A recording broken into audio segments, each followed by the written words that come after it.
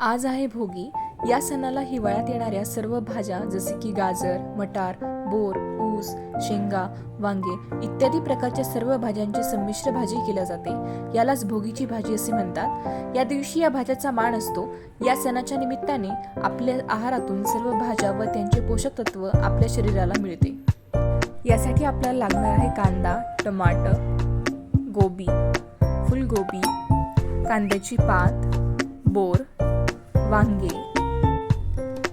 शिमला मिरची, काकडी, हरभऱ्याचे सोले, तुरीचे सोले, आलू, गाजर, चिरून घेतलेली मेथी, वालाच्या शेंगा, कोथिंबीर, शेंगदाणे, तीळ व कढीपत्ता.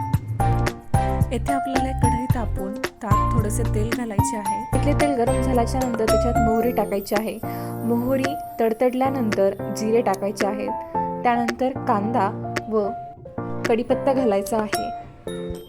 कांदा लालसर तळल्यानंतर हळद, मिरची, कांदा लसूण मसाला व चवीनुसार मीठ घालायचे आहे. स्पायसेस तळून झाल्याच्या नंतर त्यात टोमॅटो घालायचा आहे.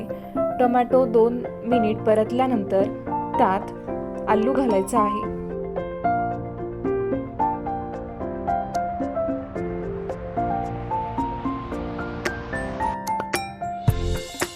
लक्षात ठेवा, प्रत्येक भाजी टाकल्याच्या नंतर भाजी परत एकदा मिसळून घ्यायची आहे. अशा प्रकारे सर्व भाज्या टाकून घ्यायच्या आहेत.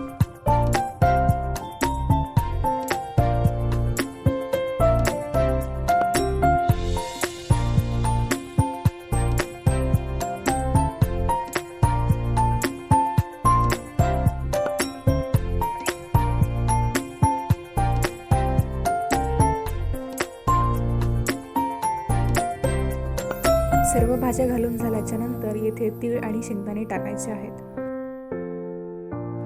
जेव्हा भाज्या अर्धवट शिजतील त्या क्षणी येथे पाणी घालायचे आहे.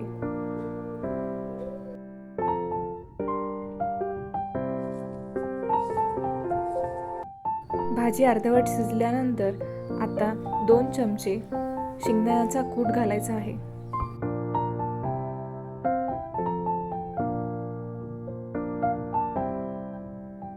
जेव्हा भाजीला उकळी येईल तेव्हा त्यावर एक झाकण ठेवून द्यायचे आहे.